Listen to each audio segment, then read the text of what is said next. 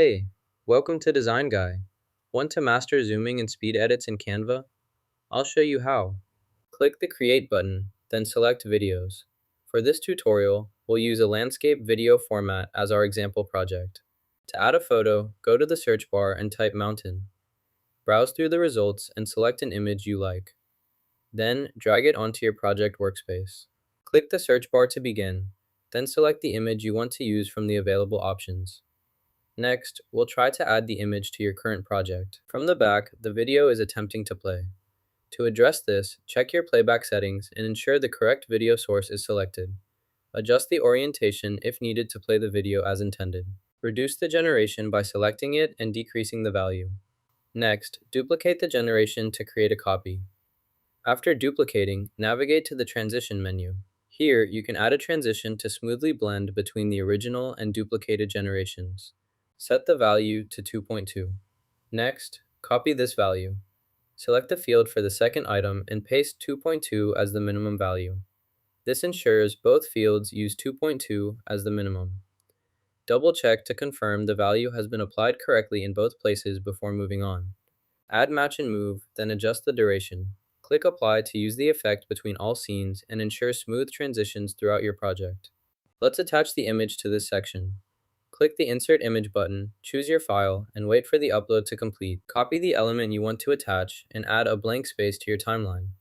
Set this blank to a duration of 2 seconds. Next, duplicate the blank 3 times to create a sequence. Now, take the element you copied earlier and duplicate it as well. Before proceeding, make sure to resize the duplicated element so it covers the full screen. This ensures your effect shows across the entire video. With these steps done, your timeline should have the blank and elements properly arranged for the next part. Here, you'll see the toolkit. You can interact with it directly using your keyboard. Try using the arrow keys to navigate or the tab key to cycle through different options. If you want to resize the toolkit, click and drag its edges or corners with your mouse. This allows you to adjust the toolkit to fit your workspace. Experiment with both keyboard and mouse controls to find what works best for you while using the toolkit. Select the object you want to copy, then duplicate it by right-clicking and choosing Duplicate. With the new copy selected, reverse its orientation by using the Flip Horizontal or Flip Vertical option, depending on your desired effect. Next, adjust its size by clicking and dragging the resize handles. Position the reversed and resized duplicate where you want it to appear to create a mirrored or reflected look. Copy the existing duplicate by selecting it, then drag the image to your preferred location. Next, select this image and duplicate it. Move the new duplicate to a different spot within your workspace. Now, add another image by choosing the Insert option or by dragging a new image file into your project. Arrange the newly added image as needed.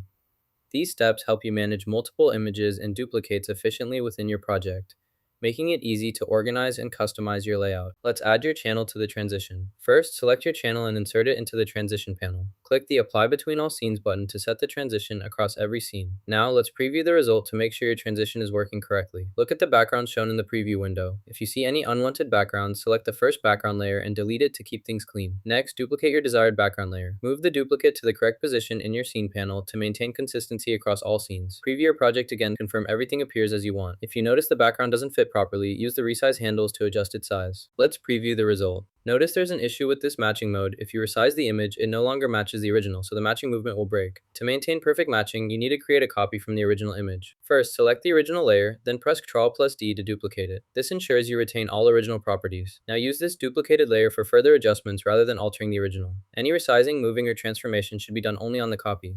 This technique preserves the original's dimensions and alignment, keeping the matching mode intact. Always remember to perform edits on the duplicated layer so you can reference or revert to the original at any time if needed. To make adjustments, start by copying each item one at a time. Select the type you need, then copy it individually. Continue this process until all necessary items have been copied. Next, locate the item you want to copy within your list or document and copy it as well. If you need to find the original version, use the search function to navigate back to its location. Enter relevant keywords or details to quickly locate the original item. Once you've found it, verify that it matches your copied item. If needed, compare both versions side by side for accuracy. Finally, watch the video provided to review your process and ensure all steps were completed correctly. Slides are now working. Next, select the slide you want to adjust. Locate the duration setting in the right-hand panel. Click on Duration, then use the slider or enter a specific number to set how long the slide will appear in your video. Adjust each slide's duration as needed to control the pacing of your presentation. Once you're satisfied with the timing, it's time to download your completed video. Go to the top of the screen and click the Share button. In the drop-down menu, select Download. Choose your preferred video format, commonly MP4, and confirm your selection. The video will start preparing for download. After it's finished processing, the file will automatically be saved to your device. Now you have a fully... Wait for the video to finish downloading.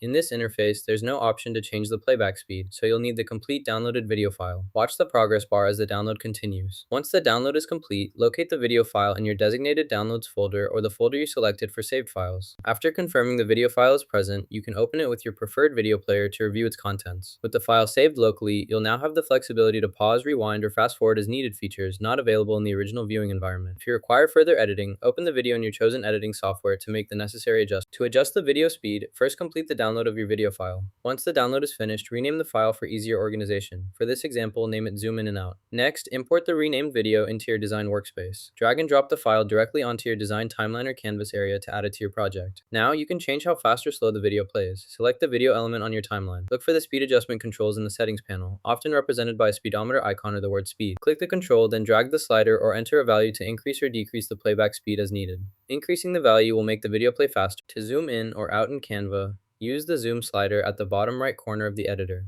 Once you finish your design, click the download button to save your video. After downloading, you can adjust the playback speed using your preferred video editing software. Now you can zoom and control video speed in Canva like a pro! Hit like and subscribe for more handy tips.